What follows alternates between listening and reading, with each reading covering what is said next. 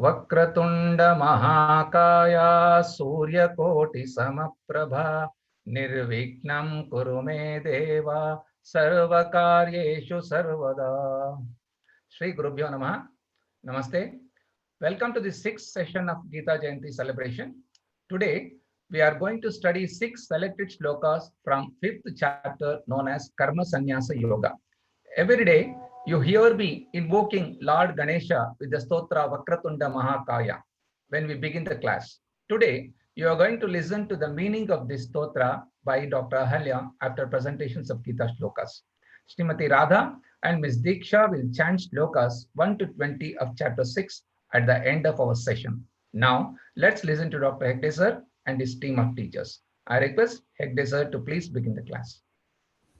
Gurur Brahma, Gurur Vishnu, Gurur Devo Maheshwaraha, Guru Sakshat Param Brahma, Tasmai Shri Gurave Namaha.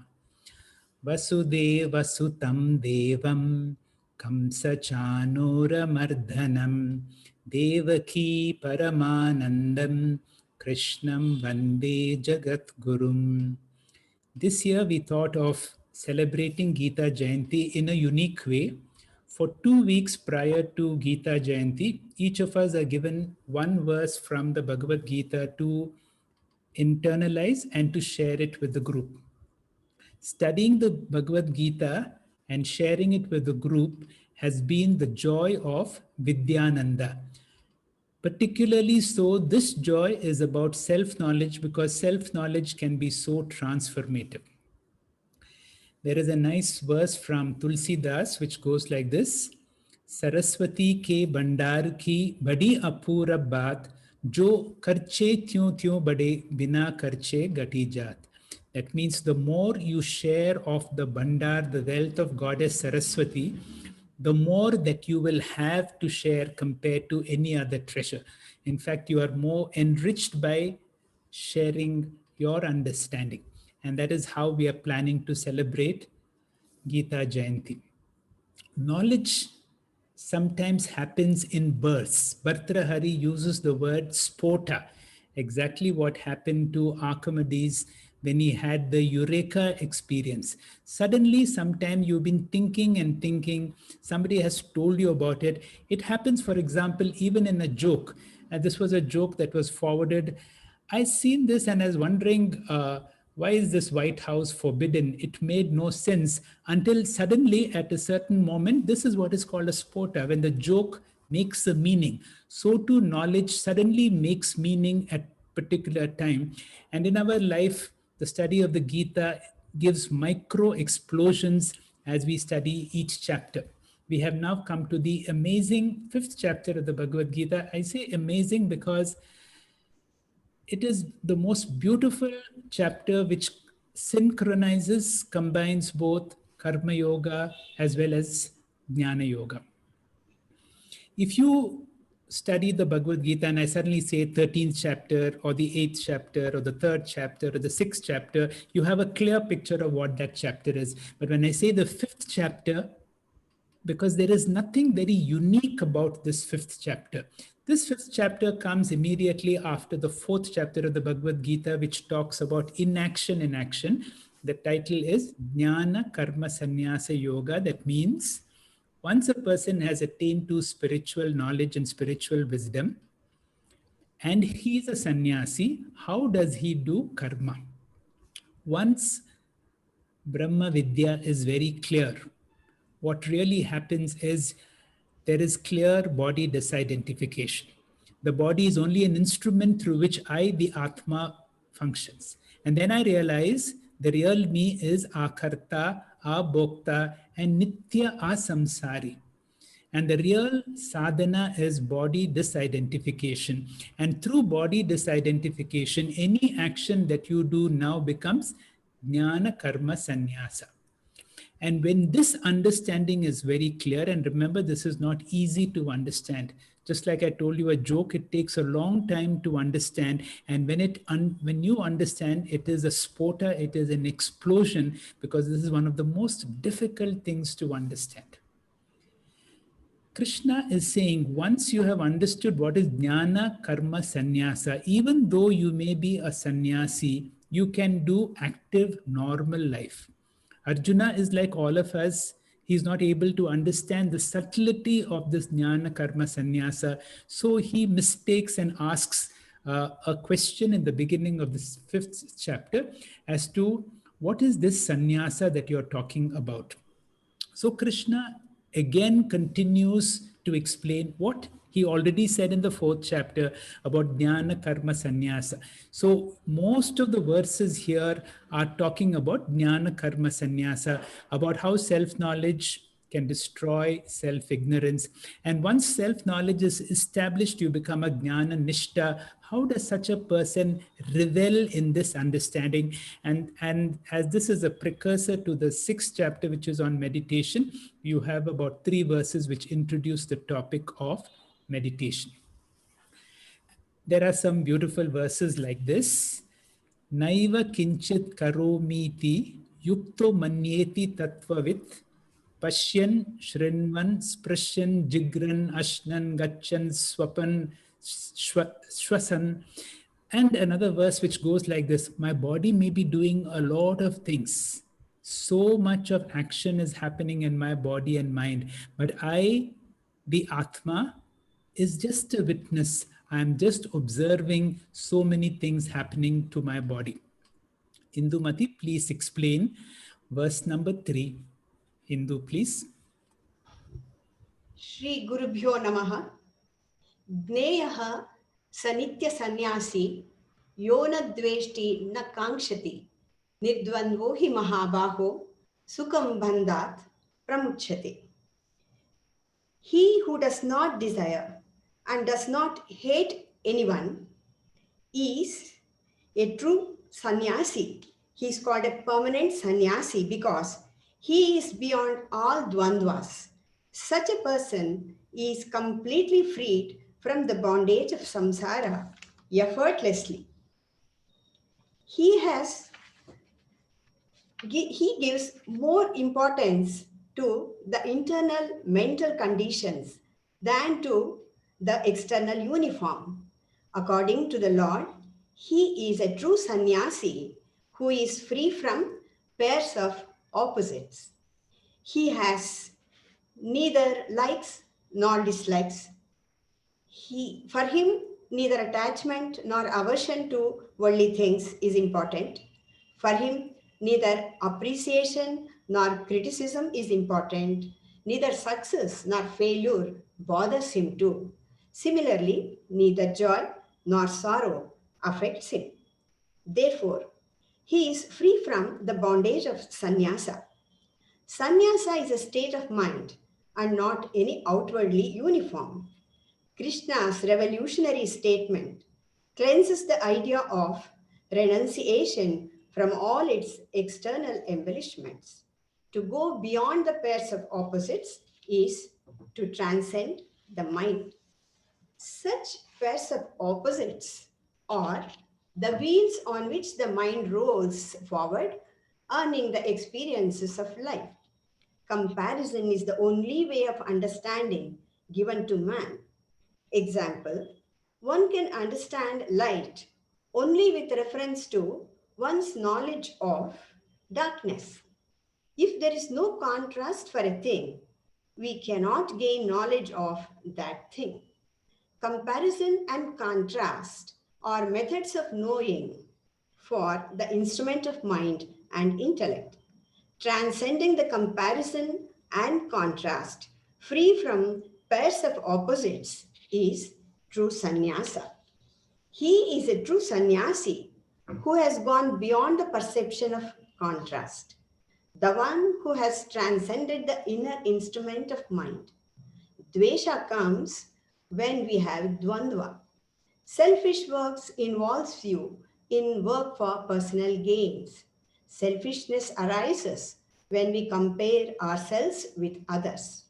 But when we develop relationship with God, we get rid of bondage effortlessly. That is, sukham bandhat pramuchyate. Develop this thought. know that everything is a gift from God. This can lead us to our ultimate goal.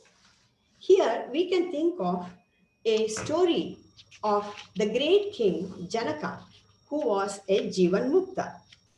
King Janaka received guidance on Vedanta from Yagnavalkya. His hermitage was situated on the outskirts of Mithila. Yagnavalkya would begin classes only after Janaka took his place among the other disciples. Rest of the disciples felt the preceptor was partial to Janaka. Yagnavalkya, understanding this, decided to set their minds at rest and conjured through his yogic powers the illusion that Mithila was in flames. Disciples ran out to save their meager belongings. Perhaps they were a few loin cloths, a japamala, or a kamandala, things like that. But Janaka did not stir from his place and said, "Nothing is mine in Mithila. If Mithila is burnt, nothing is mine, nothing of mine is burnt." The disciples then realized their mistake and felt bad. This is true sannyasa. Hari Om. Thank you, sir. Thank you, Indumati, for a nice explanation with also a story. The real test is in classroom, we will know I am not the body. But the more we come into any form of interactions, the first thing that comes is identification with the body. And with identification with the body, the whole samsara begins. And therefore, when identification with the body happens, there is strong likes and strong dislikes. And so Krishna gives his own unique definition of a Nitya Sannyasa, is one who does not have strong likes and strong dislikes. We go to the next verse, exceedingly beautiful verse by Vidya Prabhu. Over to you, Vidya. Shri Gurubhyo Namaha. Yoga Yukto Vishuddhatma Vijitatma Jitendriyaha Sarva Bhutatma Bhutatma Kurvannapi na Lipyate. This verse is for sadhakas about the stages of sadhanas for purification, focusing on agrahastha. First stage of sadhana is Yoga Yuktaha, Karma Yogena Yuktaha. Become a Karma Yogi first. Then who is a Karma Yogi? Karma Yogi is one who balances materialistic pursuits and spiritual pursuits. Activities for materialistic pursuits is not wrong. Life is not just artha, kama. Dharma, moksha also have to be attained. In the earlier stages of life, material pursuit may be more, but there should be time for spirituality. And gradually, spiritual pursuit should become more dominant, and the last stage of life should be only spirituality. Next, a karma yogi should find time for Pancha Mahayajnas. Next, he must also give prominence for the inner growth. Swami Paramarthananda says here that what I am is more important than what I have.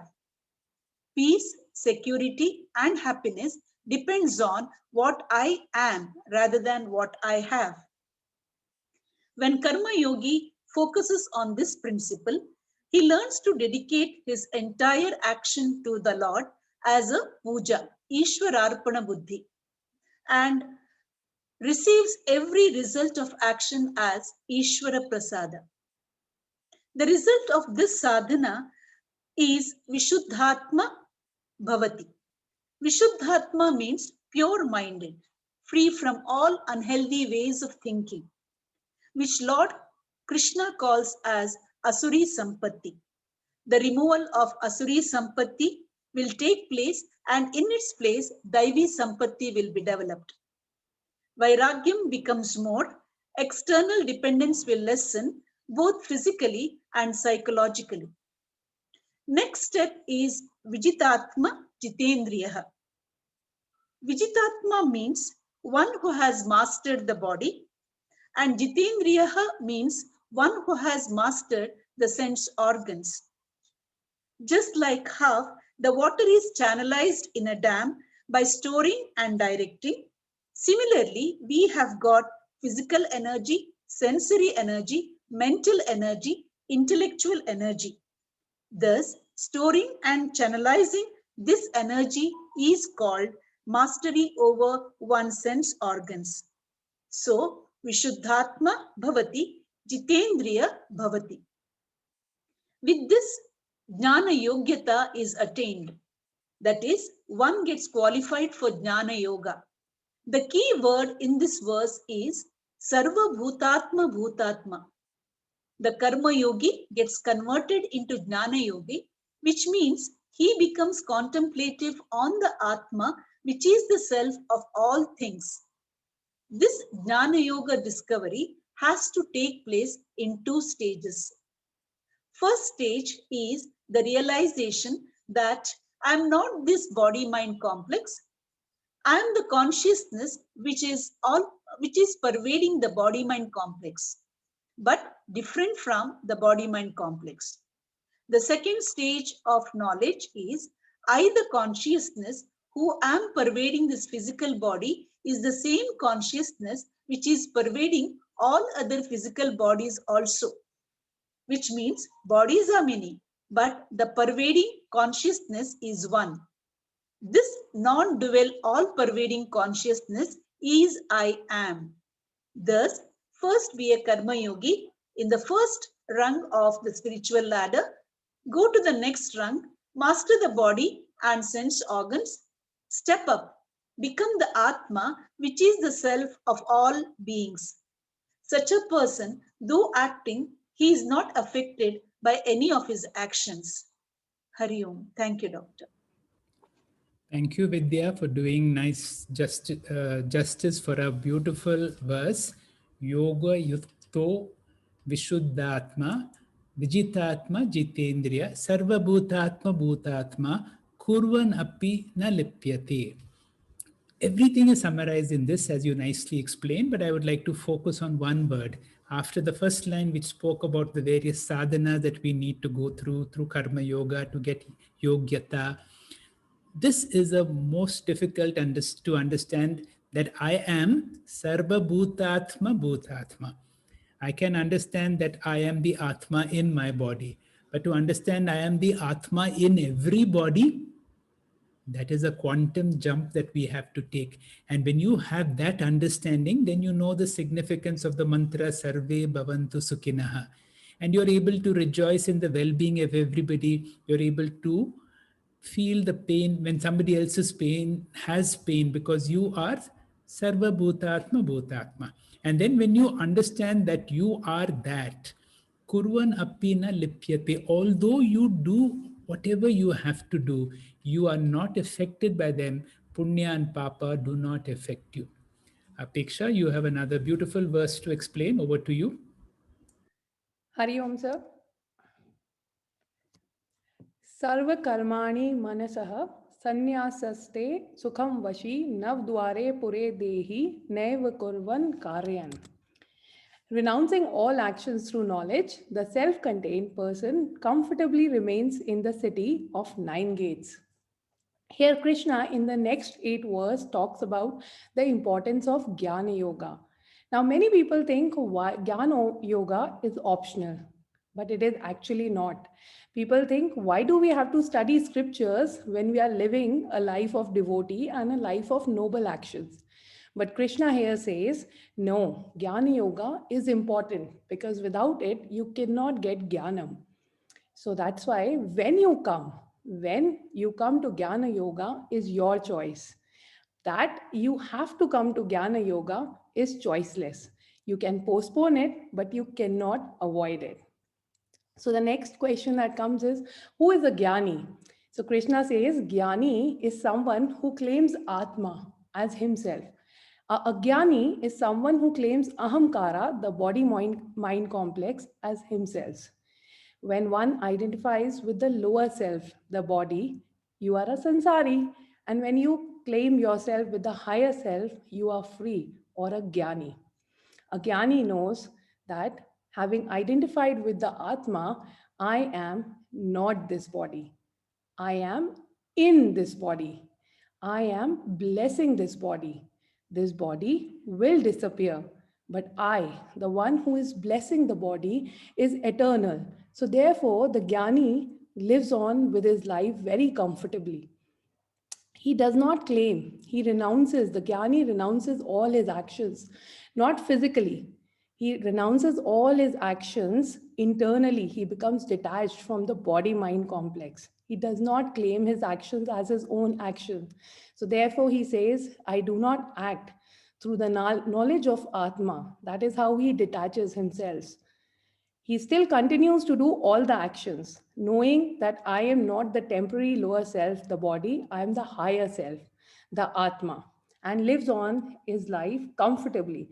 It's not that the Jnani does not have these worldly problems. He has all the worldly problems. He has ahamkara, but he looks at ahamkara through the Atma standpoint of view. Just like the coconut tree that we are seeing right now, if we see from below, the coconut tree looks very, very big, but from mountain, it appears very small. So for similarly, the Jnani has the mountain view. From the Atma standpoint of view, Atma is the mountain here. His all problems disappear and he lives his life very comfortably. The Jnani is called the Vasi here, the master. The Jnani knows that I am not the creature in the dream.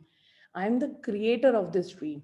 So this shift of I from the creature to creator creates a big difference and makes him live his life very easily. If you ask a Jnani, where are you? The Jnani will say, I am in Navadwarapure. This physical body of ours for a Jnani is considered as a small kingdom with the skin as the outer layer, just like the Greater Wall of China, protecting from the attackers. And there are 9 gateways of interaction here. Are 2 eyes, 2 ears, 2 nostrils, 1 mouth, and 2 excretory organs. The blood vessels are considered as the roads, and pranas are considered as the workers in the body. Now, who is the king of this physical kingdom, our body? Atma is the Raja. And therefore, the Jnani identifies with the Atma and is considered as the master of this body. If you ask a Jnani, what does a Jnani do? A Jnani does not do any action, nor does he instigate. It's just like how this light is illuminating our rooms, right? You don't know if in that room where the light is illuminating, whether a surgery by a doctor will happen or a stealing will happen. The light has no role. It is not at all involved. So there is no papam, no punyam there. The light is just illuminating. So this is known as the Sakshi Bhava. So the Jnani knows that I, the Atma, is illuminating this body-mind complex. Hari Om, sir. Thank you, Apeksha, for doing full justice to such a beautiful verse. To me, this is Gita Jayanti celebration, taking these beautiful verses, seeing its own meaning, and seeing how you can internalize this meaning. I would highlight whatever is given read. Ajnani now knows who he is, and therefore he renounces all actions mentally through Brahma Vidya. And now that he knows that he is not doing anything, he is not affected. There is no punya, no papa. Life becomes a celebration once you're able to identify your higher self. So the whole vision is through Brahma Vidya, identify your paramarthika reality and play the role of Vyavahara, whatever you have on a particular day. We have another exceedingly beautiful verse. Dr. Sundar, please explain it for us. Hari Om, Shri Gurubhyo Namaha.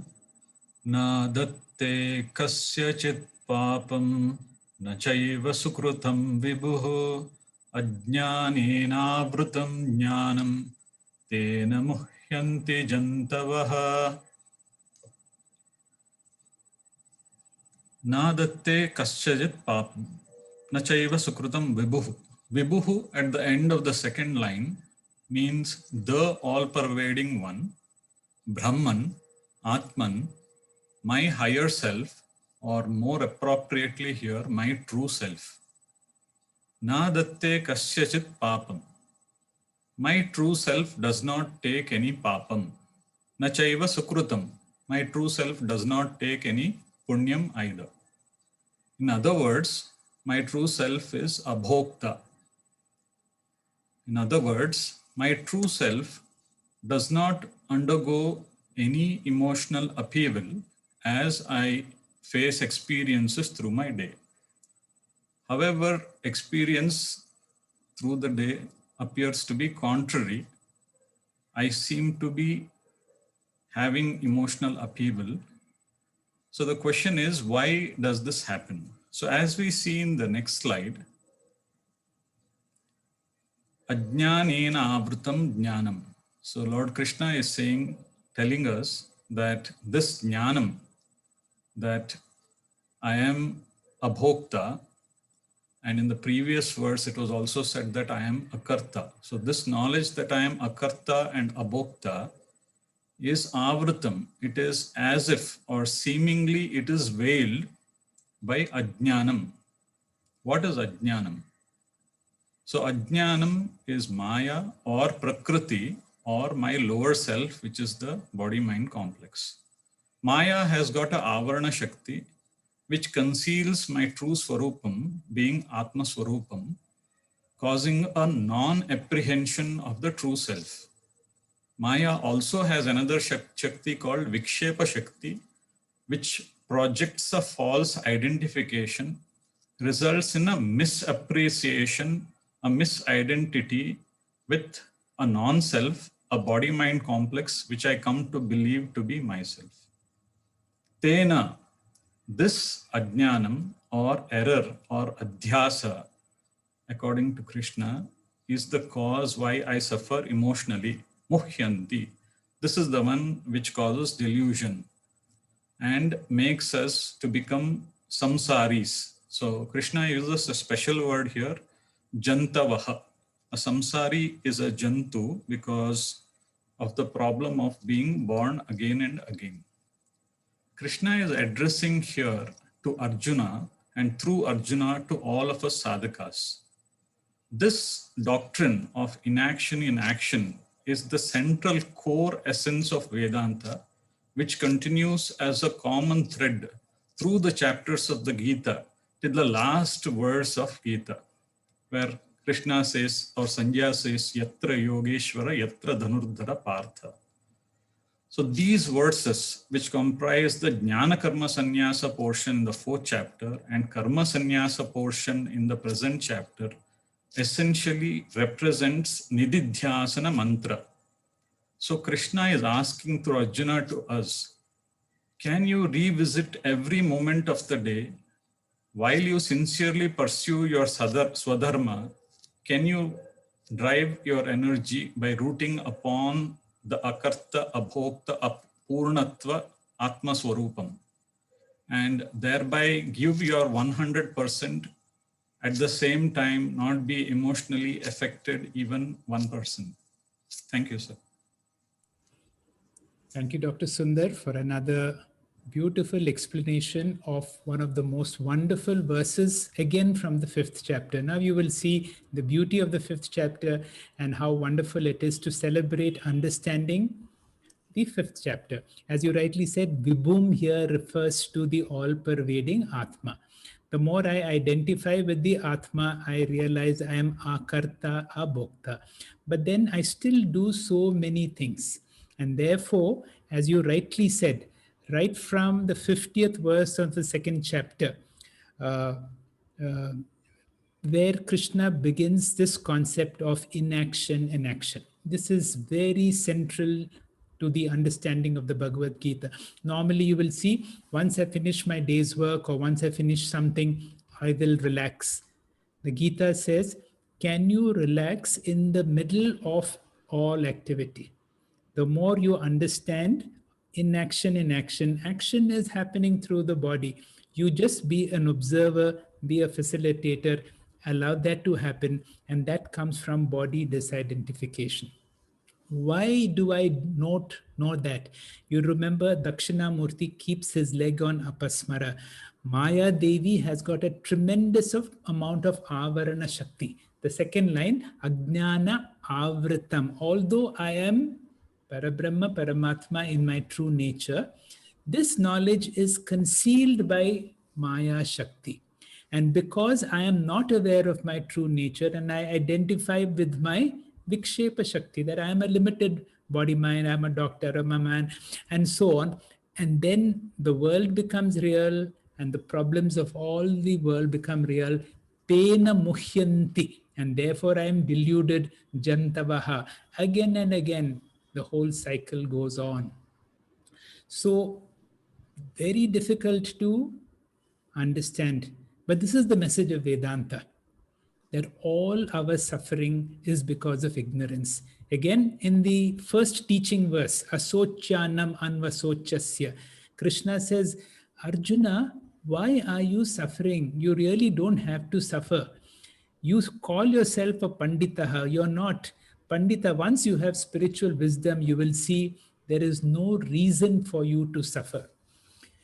Listen to this story. This is a story about two friends who go to a bar and were drinking. We'll call them Kuppuswami and Ramaswamy. And when Kuppuswami was really drunk, Ramaswamy decided to have a little prank with him. And he says, you know what, Kuppuswamy, I forgot to tell you, before I came here, I went to your house and I found out that your wife has become a widow. The moment Kuppuswamy heard his wife became a widow, he breaks down into tears. He's rolling on the ground, crying. A friend from another table comes and says, what's wrong with you, Kuppuswamy? How can your wife become a widow when you are alive? He says, ask Ramaswamy. Ramaswamy has gone home and seen and come. You can ask him. The question to you is, the question to all of us is Kuppuswamy's suffering real? In his drunkenness, his suffering is real. His basis of suffering is not real, because his wife cannot become a widow when he is alive. But in his drunkenness, he has got that idea, and therefore he is really suffering. Just like when you go through a nightmare, something frightening is happening and you scream, all what you need to do is wake up. The moment you wake up, what happens? Suffering disappears at once. This is what the Bhagavad Gita and the Upanishads want us to do. Uttishtata jagrata. And when you wake up, ajnanena tu jnanam pena muhyanti jantavaha. These verses become so meaningful. Dr. Suman, explain the next verse, please, which is also connected to what we just spoke. Shri Gurubhyo Namaha. Jnanena tu tadajnanam yesam nashitamatmanaha tesam maditya prakashayanti tatparam. Krishna says that ignorance is the root cause of our problems. Then what is the solution to it? Ignorance has to be removed. For example, if a particular microorganism is causing a particular illness or an infection, we have to give an antibiotic which is specific to that organism. Similarly, for ignorance, the treatment is jnanam. Darkness is equated to a disease which needs to be removed. And what is the only thing in existence that can oppose this darkness? It is light. Imagine you're in a dark room. Now, can you do yogasana? Can you do meditation? Can you do chanting? Or can you have some philosophical talks and expect this darkness to go away? No, it is not going to happen. It is only light which can make this darkness to go away. Action is not opposed to ignorance. All karmas have got their own results, but the result cannot be the destruction of ignorance. For example, you want to gain knowledge in a specific subject. Just because you go attend the college or you buy those specific books, or if you do puja and you expect to gain knowledge in that subject, it is not going to happen. You have to study that subject in depth, and only then will you be able to gain knowledge in that subject. Karma avidyayam na nivartate. You may be doing laukika karma, you may be doing vaidikam karma, but they cannot remove ignorance. They can only purify the mind. You have to attain knowledge to remove ignorance. So here, the path for moksha is one, and that is Jnana Yoga. Karma Yoga, Bhakti Yoga, Raja Yoga leads to liberation. However, these are not acceptable to Krishna. Jnanena tadajnanam nashitam. Knowledge alone destroys that ignorance. Now, the question is, which knowledge? Krishna very carefully uses the word Atmana Jnanena, Atmana Agnanam Nashitam. Through self-knowledge alone can self-ignorance be destroyed. So, how to gain this self-knowledge? It is by a systematic, consistent study of Vedanta for a length of time under the guidance of a competent Acharya. Having gained this self-knowledge, what are we going to achieve? It will reveal our true higher self. Just like a torch will take away the darkness and reveal its objects. So, what is this true higher self? It is one that is a Shuddha Swarupa, one that is pure, one that is full and complete, one that is an embodiment of love, and one that is deathless and limitless. Hari Om Sir. Thank you, Dr. Suman, for a beautiful explanation of this particular verse, which says if ignorance is the cause of all human suffering, it must be removed. And knowledge is the only thing that can remove ignorance. Again, if self-knowledge can destroy, only self-knowledge can destroy self-ignorance, and therefore Krishna has likened knowledge like a bright sun. Vani, can you tell us the next verse, please? Hariho, Shri Gurubhyo Namaha. The verse, 5th chapter, 18th verse. Vidya Vinaya Sampanne Brahmane Gavihastini Shuni Chaiva Shvapake Cha Panditaha Samadarshinaha. The word meaning goes like this. Vidya is knowledge, Vinaya is humility. Vidya Vinaya Sampanne is one who is endowed with knowledge and humility. Brahmane is a Brahmin, Gavi is cow, Hastini is an elephant, Shuni Chaiva in a dog, Shvapakecha even in a dog eater, Panditaha wise people, Eva is indeed, Samadarshinaha or those who see the same Brahman. The meaning of this verse is wise people are those who see the same Brahman in a Brahmin who is endowed with knowledge and humility, in a cow, in an elephant, in a dog, and even in a dog eater. This verse is actually talking about a Gnani who is called as Panditaha. Panda means knowledge of the self, and Panditaha is one who has the self-knowledge. A Gnani is also addressed as Samadarshinaha, one who has a vision of oneness. Here, Sri Krishna is presenting who is a Gnani and how is the vision of a Gnani in day-to-day living.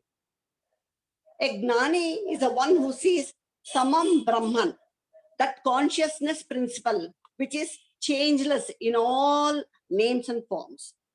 One has to recognize the creation is one whole, just as we consider our body as one entity, even though it has different parts and qualities. In our own experiences, many times we bite our tongue, poke our eyes with our own fingers. But we do not punish our teeth for biting our tongue, nor punish our fingers for poking the eyes, because we consider the whole body as one single entity. Another example is in our day-to-day life is, just as we recognize one electricity which powers different gadgets, it is one consciousness principle which is expressing in different life forms. In this verse, Sri Krishna points out that a truly learned person sees everything with a vision of oneness, without any judgments and without the criteria that the regular people use. To make this clear, Sri Krishna gives examples of a learned, humble Brahmin, a cow, an elephant, a dog, and a dog eater. They're all different in their external qualities and gunas. Regular people relate to them only based on the external appearances and qualities. But a Gnani has no regard for external qualities. A Gnani only sees one consciousness principle, which is expressing in different upadhis like a learned person or an animal or an animal eater.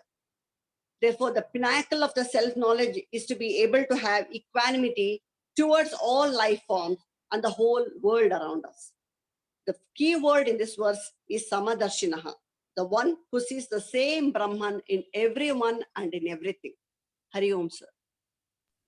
Thank you, Vani, for giving us a clear explanation of this particular verse and focusing on Samadarshina. When you have Brahma Vidya, you see elephant as different from a cow, different from a Brahmin, different from a dog. You see differences, but what happens? You do not differentiate. You see differences, but do not differentiate. So with this verse, we have finished the 6 verses. As usual, we take one mantra, which we normally chant, but to see a deeper significance in that mantra, Dr. Ahilya, if you can explain that to us. Namaste. Shri Gurubhyo Namaha.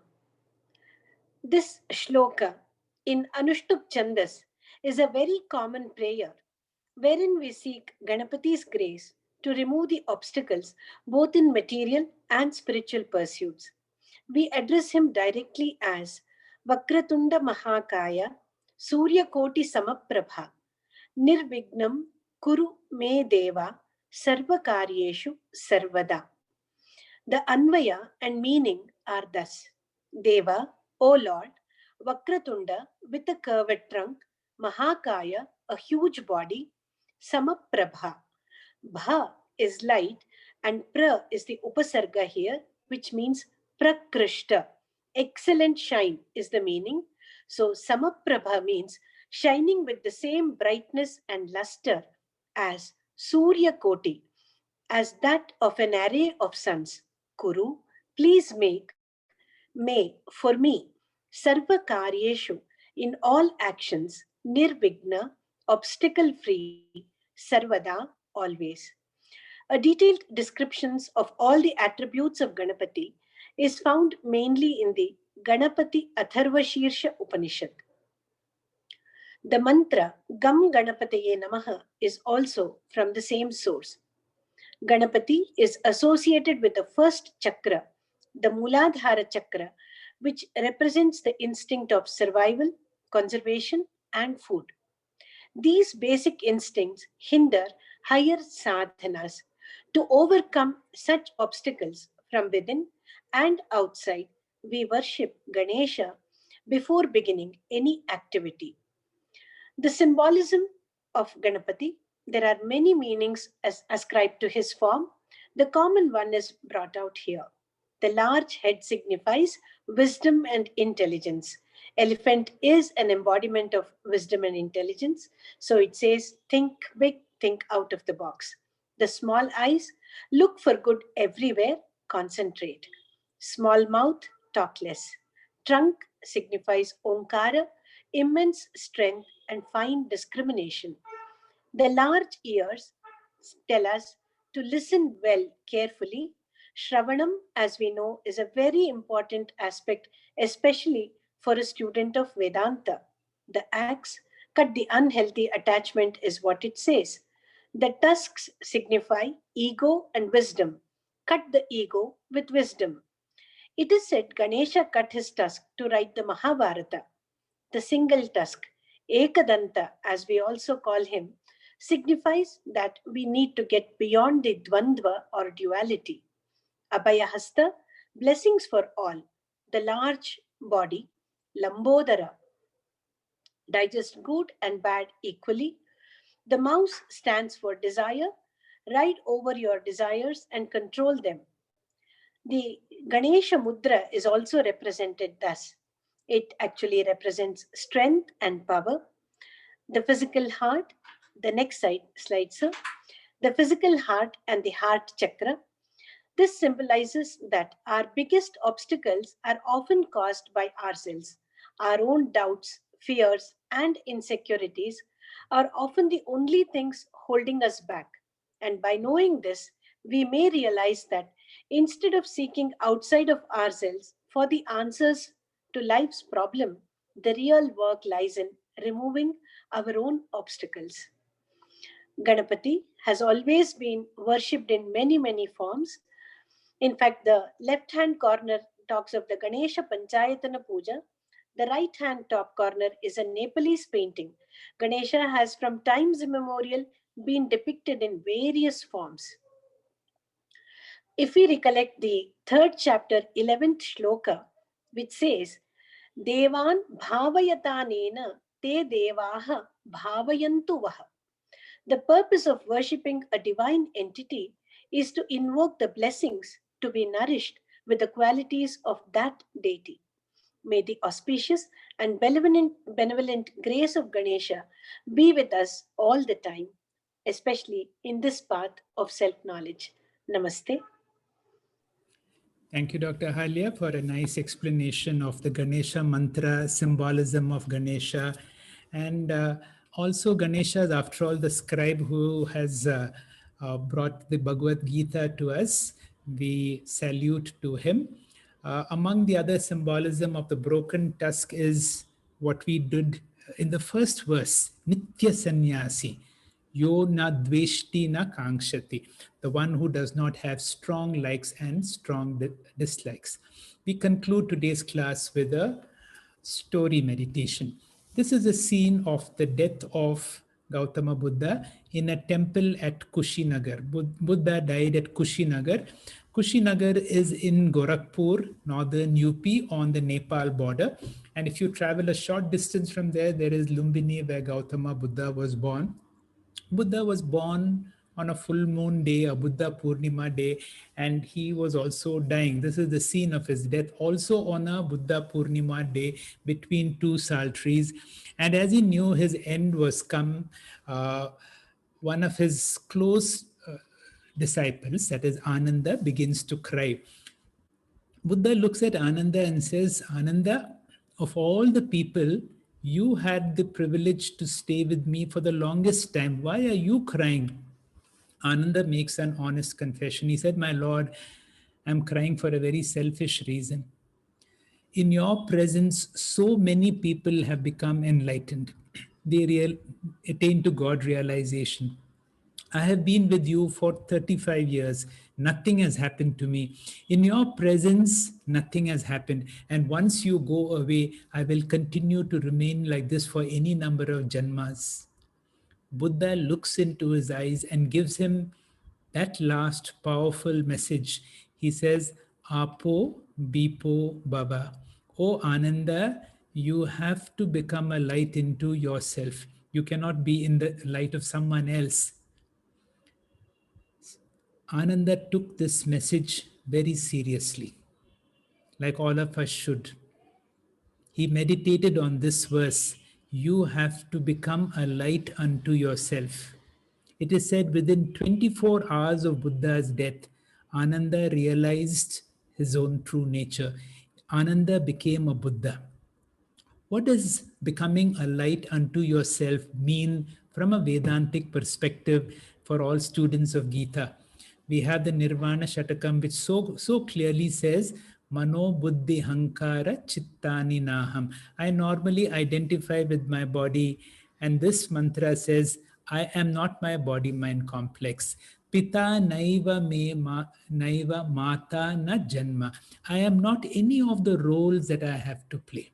And finally, it concludes Aham Nirvikalpaha, and the chorus is Chidananda Rupaha Shivoham Shivoham. My true nature is Atma Tattva, which is of the nature of Sat Chit Ananda. Hari Om. Thank you.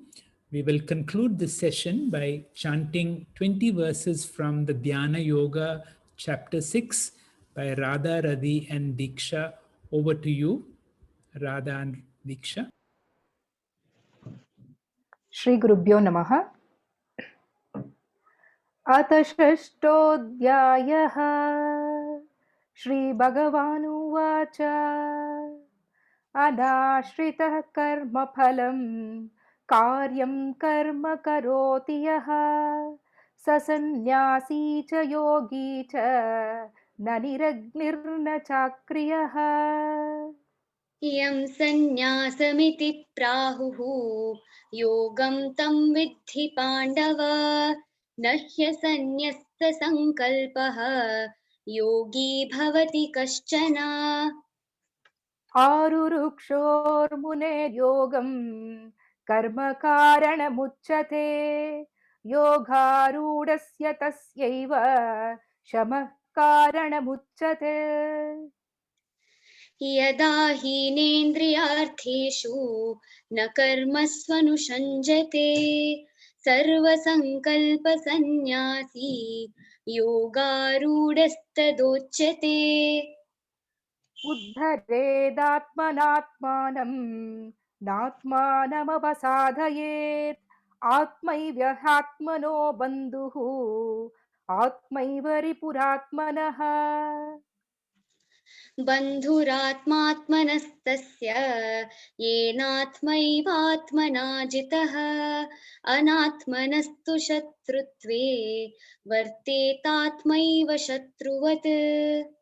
जितात्मनः प्रशान्तस्य परमात्मा समाहितः शीतोष्णसुखदुःखेषु ततमानापमानयोः। ज्ञानविज्ञानतृप्तात्मा कूटस्थो विजितेन्द्रियः युक्त इत्युच्यते योगी समलोष्टाश्मकाञ्चनः। सुहृन्मित्रार्युदासीन मध्यस्थद्वेष्य बन्धुषु साधुष्वपि च पापेषु समबुद्धिर्विशिष्यते।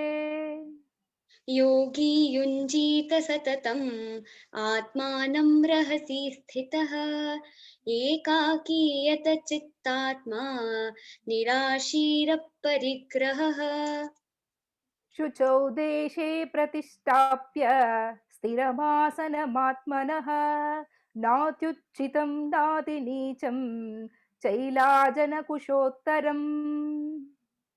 तत्रैकाग्रं मनः कृत्वा यतचित्तेन्द्रियक्रियः उपविश्यासने युञ्जात् योगम् आत्मविशुद्धये।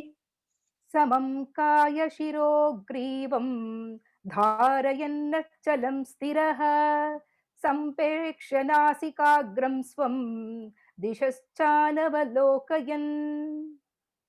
प्रशान्तात्मा विगतभिः ब्रह्मचारिव्रते स्थितः मनः संयम्य मच्चित्तो युक्त आसीत मत्परः। युञ्जं नेवं सदात्मानं योगी नियतमानसः शान्तिं निर्वाणपरमां मत्संस्थाम् अधिगच्छति। नात्यश्नतस्तु योगोऽस्ति न चैकान्तं मनश्नतः न चाति स्वप्नशीलस्य जाग्रतो नैव चार्जुन।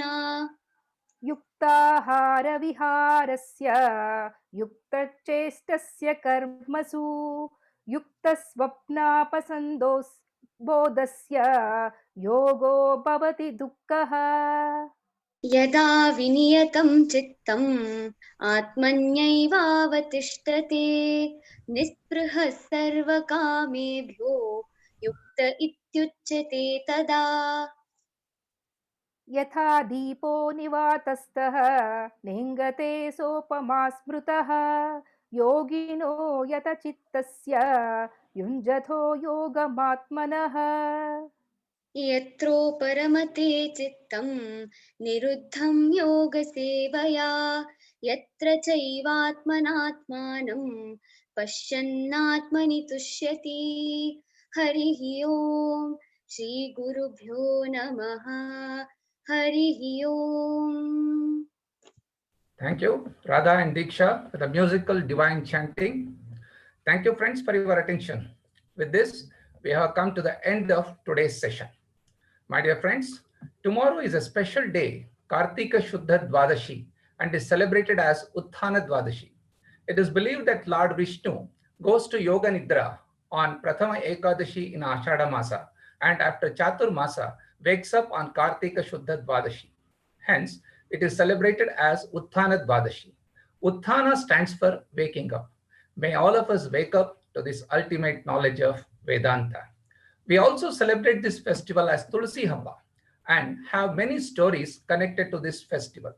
One of the Puranic story tells us that Tulsi emerged before Lord Dhanvantari during Amrita Manthan and prayed to be with Lord Vishnu forever. Lord Vishnu gives her a boon that no puja or offering to him is complete without offering of Tulsi bud. It is believed Tulsi plant is a vibhuti of Lord Krishna as Damodara. Symbolically, Tulsi Damodara Vivaha is performed on this day. May all of us manifest the pure bhakti of Tulsi. Wish you all a very happy Utthana Dvadashi. On Friday, 27th November, that's day after tomorrow, is our 18th session of Gita course. We are going to study Moksha Sanyasa Yoga, the 18th chapter, part 1. On Monday, the 30th November, of our Gita Jayanti celebration will continue with study of some more shlokas. Let's meet on Friday evening, same time. Please log in before 6:45 p.m. local time. Let's conclude with Shanti Mantra. Om Purnamadah Purnamidam Purnat Purnamudachyate Purnasya Purnamadaya Purnamevavashishyate. Om Shanti Shanti Shanti. Hari Om.